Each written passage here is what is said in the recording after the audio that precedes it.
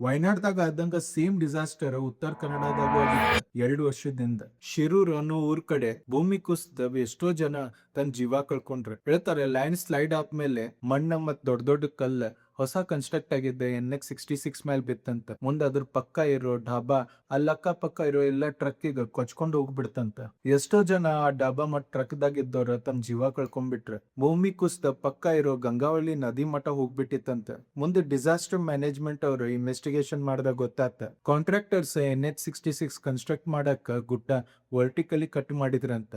ಆ ಗುಡ್ಡಕ್ ಸಪೋರ್ಟ್ ಇಲ್ದಿದ್ ಸಂಬಂಧ ಅದು ಜೋರ್ ಮಳಿ ಮತ್ ಗಾಳಿ ಸಂಬಂಧ ಕುಸದ ತೆಳಗ್ ಬಿದ್ದ್ಬಿಟ್ಟಿತ್ತ. ಹಿಂಗ ರೀಸೆಂಟ್ಲಿ ವಯನಾಡ್ದಾಗೂ ಆತ. ಕಾಂಟ್ರಾಕ್ಟರ್ಸ್ ಮನ್ಸೂನಿಗೆ ಹೆದರ್ಲಾರ್ದ ಗುಡ್ಡದ ತೆಳಗ ಟನಲ್ ತೆಗ್ಯಾತಿದ್ರಂತ. ಆ ಟನಲ್ ಇದ್ದು ವೇಸ್ಟ್ ಎಲ್ಲ ಅವ್ರ ಆ ಗುಡ್ಡದ ಪಕ್ಕಾನ ಅನ್ಲೋಡ್ ಮಾಡಾತಿದ್ರು. ಮುಂದ ವಯನಾಡಿಂದ ಡಿಸ್ಟ್ರಿಕ್ಟ್ ಕಲೆಕ್ಟರ್ ಮತ್ತ ಡಿಸಾಸ್ಟರ್ ಮ್ಯಾನೇಜ್ಮೆಂಟ್ ದವ್ರ ಕಾಂಟ್ರಾಕ್ಟರ್ಸ್ ವಾರ್ನಿಂಗು ಕೊಟ್ಟಿದ್ರು, ಕನ್ಸ್ಟ್ರಕ್ಷನ್ ಹೋಲ್ಡ್ ಮಾಡಿ ಆ ಡೆಬ್ರಿಸ್ ತೆಗೀರಿ ಅಂತ ಹೇಳಿ. ಅವ್ರ ಈ ವಾರ್ನಿಂಗ್ ಸೀರಿಯಸ್ಲಿ ತಗೊಳ್ಳಾರ್ದ ಕನ್ಸ್ಟ್ರಕ್ಷನ್ ಕಂಟಿನ್ಯೂ ಮಾಡಿದ್ರ. ಮುಂದ ಜೋರ್ ಮಳಿ ಮತ್ತ ಗಾಳಿ ಬೀಸಿದಾಗ ಆ ಮಣ್ಣೆಲ್ಲ ಗುಡ್ಡದ ತಳಗ್ ಬಿದ್ದ ಜನ ಜೀವ ತೆಗೀತು. ಇವೆರಡು ಇನ್ಸಿಡೆಂಟ್ ನ್ಯಾಚುರಲಿ ಆಗಿದ್ದಲ್ಲ, ಕನ್ಸ್ಟ್ರಕ್ಷನ್ ಸಂಬಂಧ ಕರೆಕ್ಟ್ ಪ್ಲಾನ್ ಮಾಡ್ಲಾರ್ದ ಗುಡ್ಡಕ್ ಕಟ್ ಮಾಡಿದ ಸಂಬಂಧ ಆಗಿದ್ದ. ಅಕಸ್ಮಾತ್ ಇಂತ ಕನ್ಸ್ಟ್ರಕ್ಷನ್ ಈಗ ಗೌರ್ಮೆಂಟ್ ಕರೆಕ್ಟ್ ರೆಗ್ಯುಲೇಷನ್ ಮತ್ ಕಾಂಟ್ರಾಕ್ಟರ್ಸ್ ಈಗ ಕರೆಕ್ಟ್ ಟೈಮ್ ಲೈನ್ ಕೊಟ್ರ ಇಂತ ಇನ್ಸಿಡೆಂಟ್ ಆಗೋದು ತಪ್ತೈತಿ. ಮನ್ಸೂನಿಗ್ ಪ್ಲಾನ್ ಮಾಡಿ ಕನ್ಸ್ಟ್ರಕ್ಷನ್ ಶುರು ಮಾಡಿದ್ರ ಎಷ್ಟೋ ಜೀವ ಈಗ ಉಳಿತಿದ್ವ, ಎಷ್ಟೋ ಇಂತಾದ ಡಿಸ್ಟ್ರಾಕ್ಷನ್ ಆಗ್ಲಾರ್ದು ಉಳಿತಿದ್ವ. ನಿಮ್ ಪ್ರಕಾರ ಯಾಕಿಂತ ಅನಾಹುತ ಆಗ್ತಾವ?